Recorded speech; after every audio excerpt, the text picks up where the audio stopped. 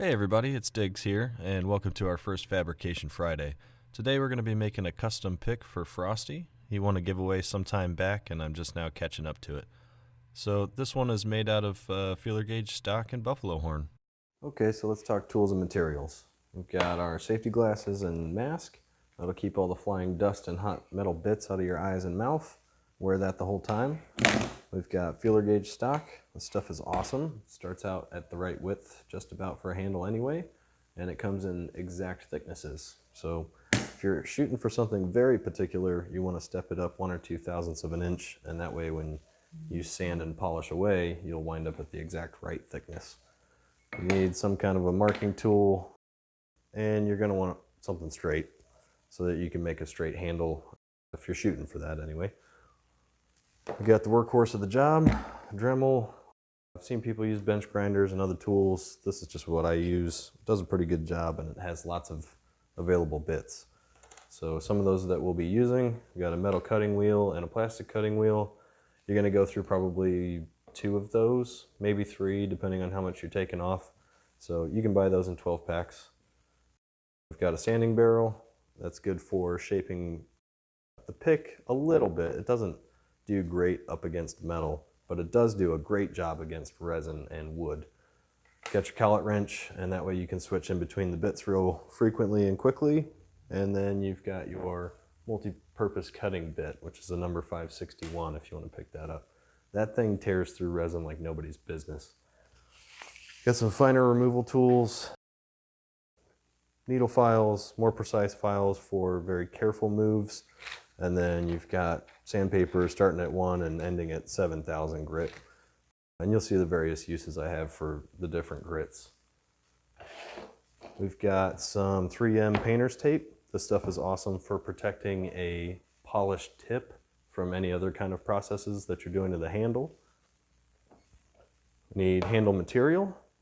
That is, if you're actually going to put a handle on your pick. We got some laminated wood, some ancient bog oak, which is really cool. It's like partially petrified wood. And then we've got some acrylic resin blend. All this stuff comes from rockler.com. They're actually called pen blanks, and they're for a totally different hobby, but they work great for this. To hold the thing together, we're going to use some Gorilla epoxy. You know, you don't have to stick to that brand, but it's all I've ever used, and it works really, really well. Need some kind of clamp or some kind of jig rig to hold the pieces together as that epoxy sets.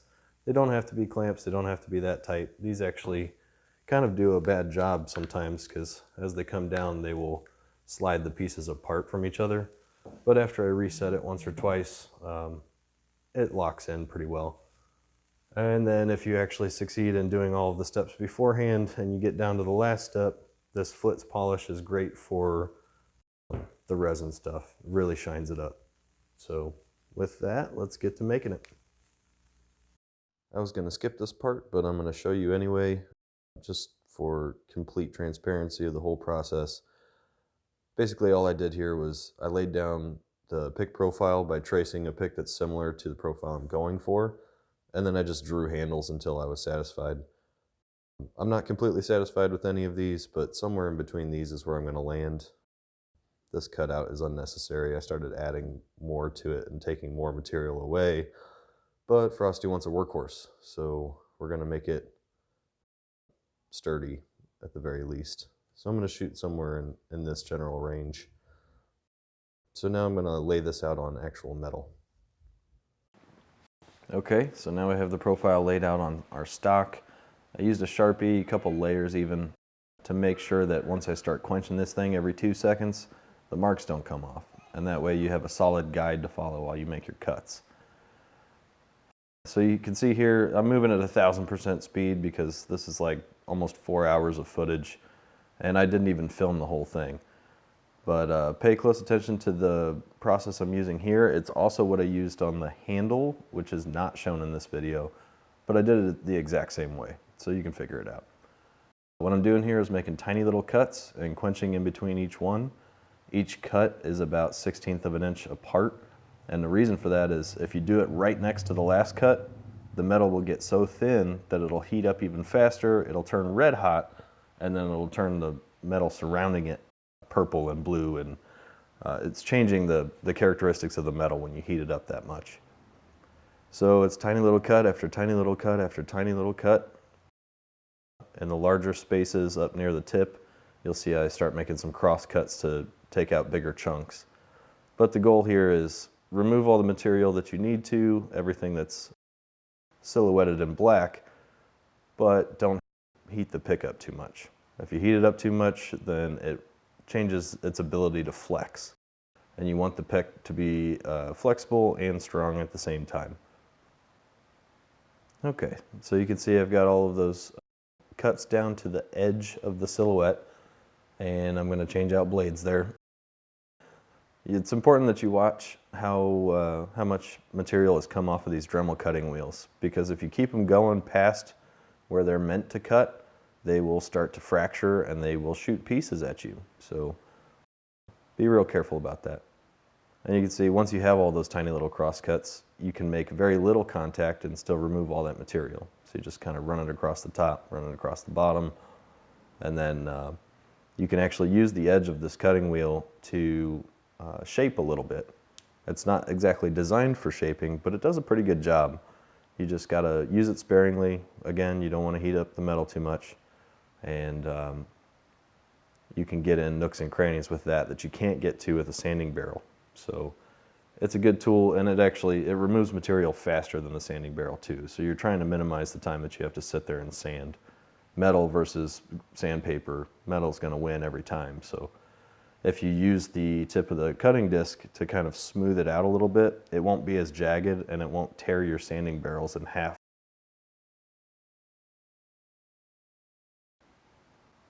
All right, swapping over to a sanding barrel, and now you're trying to make it not perfectly smooth, but you're trying to shape it to the point where it's not jagged anywhere and it's as close to flat as you can get it. So you can see I'm using the tip there around the profile. It can fit into some spaces that you wouldn't expect it could when you turn it the opposite direction, or turn it perpendicular to the work anyway. We're just going around the whole profile, smoothing it out, and you'll see in a little bit here, as soon as I start hitting a flat section that's close to being flat, I start dragging it back and forth real fast over that area.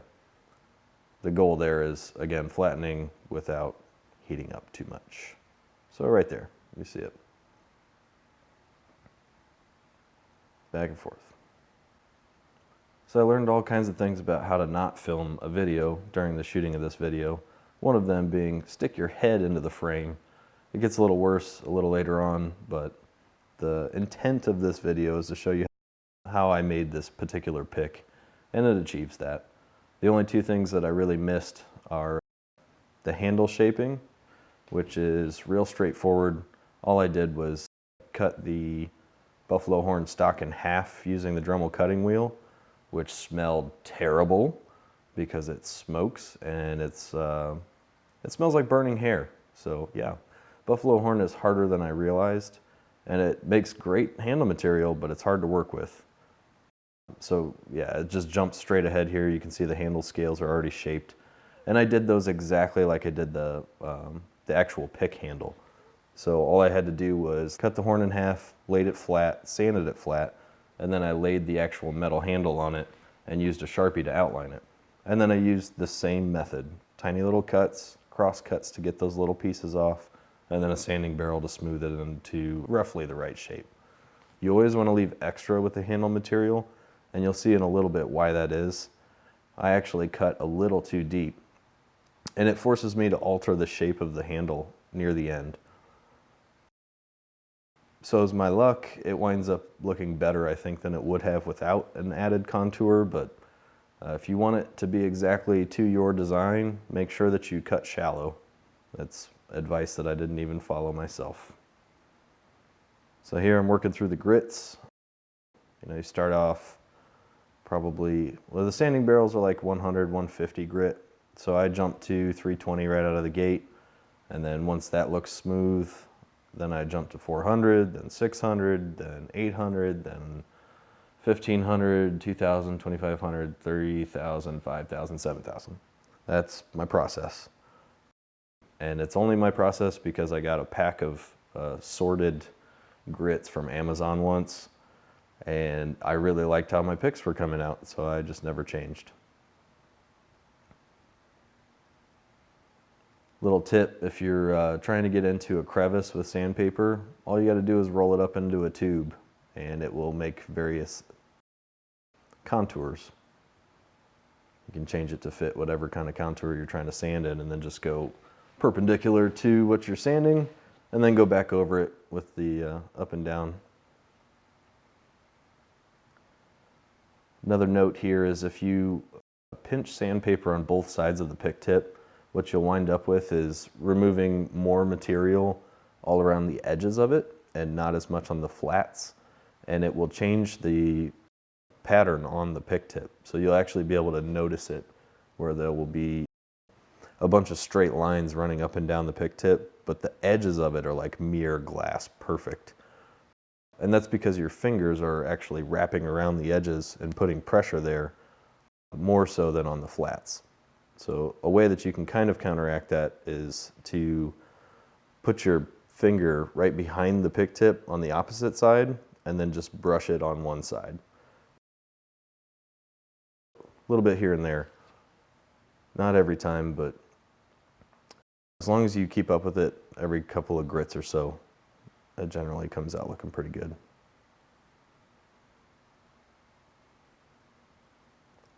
Another thing that I did here, I brought in some isopropyl alcohol, rubbing alcohol, and some paper towels just to pull the debris off of it. As you sand, you build up these tiny little accumulations of fine dust, and you won't really see it. And even if you rub it with your fingers, you'll pull some of it off, but you won't get all of it. A little bit of paper towel and rubbing alcohol will get all of that off of there. So I added that to my materials and tools section after the fact.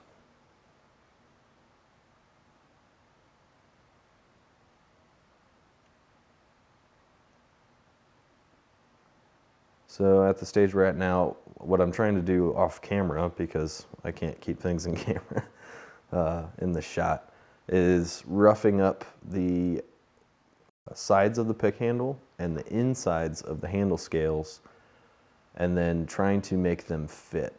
So the way that you make a pick fit is the scales must cover the whole handle, and they also must meet the front of your handle as best as possible. The back end doesn't matter as much. As long as you've got full coverage, then you can bring it down to meet the handle metal. But up front, it really matters, because right in that area, you also have a polished tip. So if you're filing and sanding and whatnot, you have a real good chance of scratching that, and then if you're a perfectionist, then you'll have to start over at that point, which really sucks. So I highly recommend that you work on the joint between the handle scales at the front end, at the tip end, and the handle itself, so that you don't have to rework it once it's epoxied. Now we're doing some epoxy with an old paintbrush, and you'll notice if you, well, you could notice if it wasn't 1000 speed,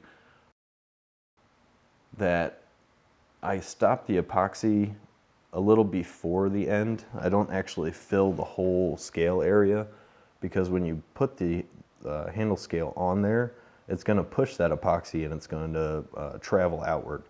So in order to get it all the way to the front of the tip but not oozing out of the front, you want to stop a little ahead of that, and then once you push it down, just the tiniest little bit will come out, which you can get with paper towel or alcohol and paper towel.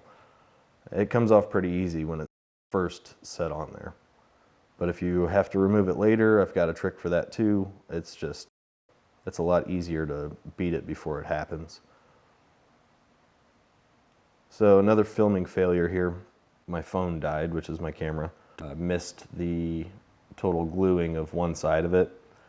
Something to note, you can do both scales at the same time, but it's easier to clamp one handle scale on at a time because the metal's perfectly flat. So if you don't have great clamps, and I do not, do one side at a time, It takes twice as long for the cure time of the epoxy, but it's worth it for the result. You can see here I'm trying to use clamps on something that's flat on one side and round on the other, and it's not working so well. Eventually I shove a piece of paper towel in there and it does the thing.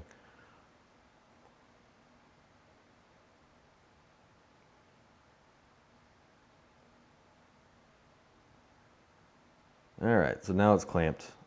And when you do get to this point, it's very important that you check that it's lined up perfectly, because the clamps will shift it on you sometimes, and if it's not, once it's Gorilla Glued in place, it's not moving. So you gotta make sure it's in the right position. And generally I'll clamp it and then come back to it a minute later and check it and shift it if I need to. So here comes probably my favorite part. Once you have the handle scales on, you get to shape it down. And the cool thing is, because you've got metal in the middle of it, and you've made a full tang pick, the metal will keep you from sanding away too much handle material, right? Because it's going to sand slower than whatever you're using, unless it's also metal. So you can be pretty liberal here with your sanding, and you're still going to get a smooth surface. You see I go back and forth as fast as I can because I don't want to build up heat, but I do want to move fast. At this point, I've been working on this pick for like 7 hours, so. All right, it's getting pretty close. You can see it's actually got the general shape that we're going for now. And I switch over to hand sanding again. When you start getting close to the profile that you want, you really got to protect the tip, and that's where the 3M tape comes in.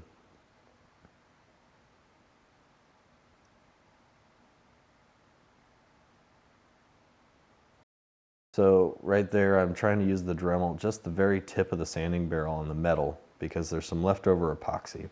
And the stuff will hide from you too.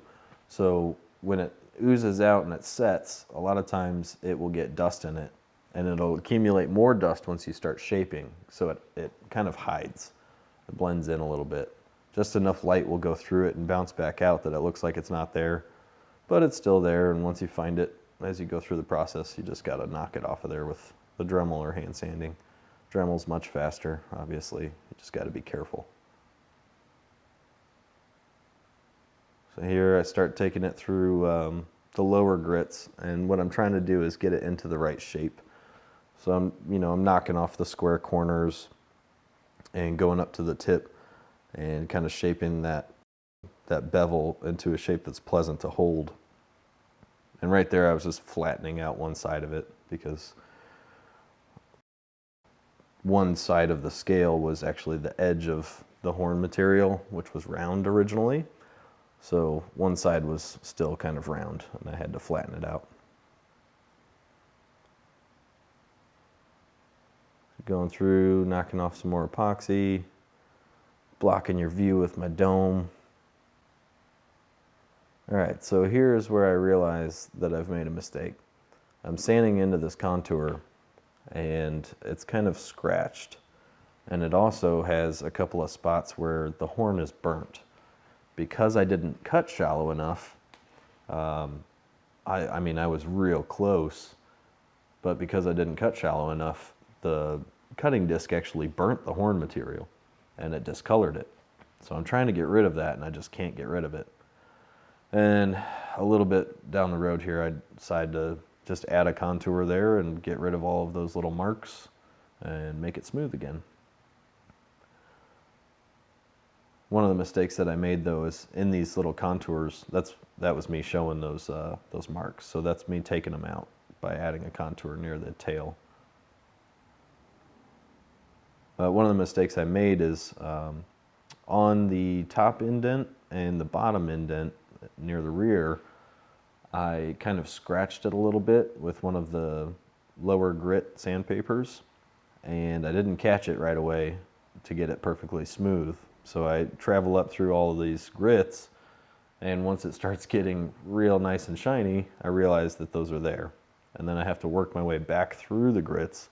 I jump all the way back down from, I don't know, 1200 or 1500, all the way back down to 400, just to kind of knock those spots and kind of rough them up again to try and get them to come out.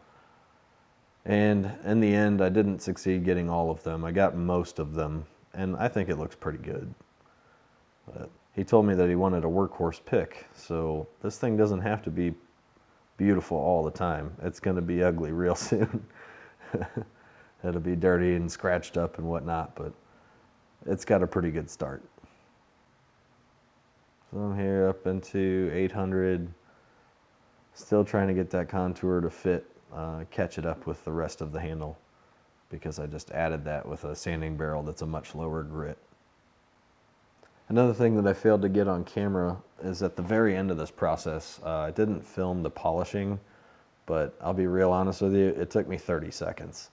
So all you got to do is put some quality polish. I used that Flit stuff I showed you earlier on a polishing cloth, which comes with it 90% of the time. Comes with the compound, that is. And just put it on the handle and squeeze and move that cloth around on it and apply pressure, and it really buffs out well. It was already pretty close to shiny at 7,000 grit, but once you put that polishing compound on there, it really does a great job. This is the point right here where I jump back down, and I'm just trying to do some spot cleanup. So you don't want to hit anything that you don't want to have to re-shine, re-sand. But I jumped down to 400 there and roughed it up. And that's when I spotted the epoxy that I missed up near the tip. So this is where I'm going to talk about the razor blade. You should have a razor blade when you do this, because no matter what, you're probably going to get a little bit of epoxy up near that tip area. And what you can do is put the edge of the blade right at the very junction of the pick tip and the handle material. You just kind of press it in there and then rock it out towards the pick tip, and it will pop that little piece of epoxy right off of the metal. And it works because the metal is already shined and a smooth surface, and that epoxy is hardened slightly. So as soon as you detach it from the main body of epoxy, which is underneath the handle scale, it should pop right off of there.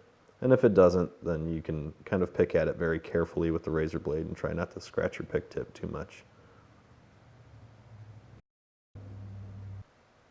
Still trying to work out those scratches and the contours, and they got to an acceptable limit, so I started moving back up through the grades here.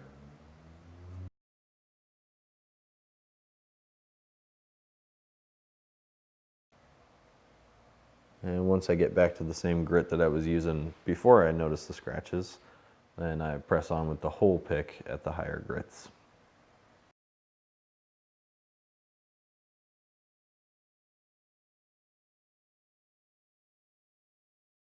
And here she is, all shined up and ready to ship out. I hope Frosty likes her as much as I do. I can generally tell when a pick is about done when I want to keep it, but this one is going to Australia. So hopefully you guys learned something from watching this video, and you're going to apply this and make yourself a sweet pick in the near future. If you're one of those people out there that's better at this than I am, please comment below and let me know what I could be doing better. If you're new to the channel, please subscribe. If you like this video, please like it, and let me know what you do or don't like about how I made this one.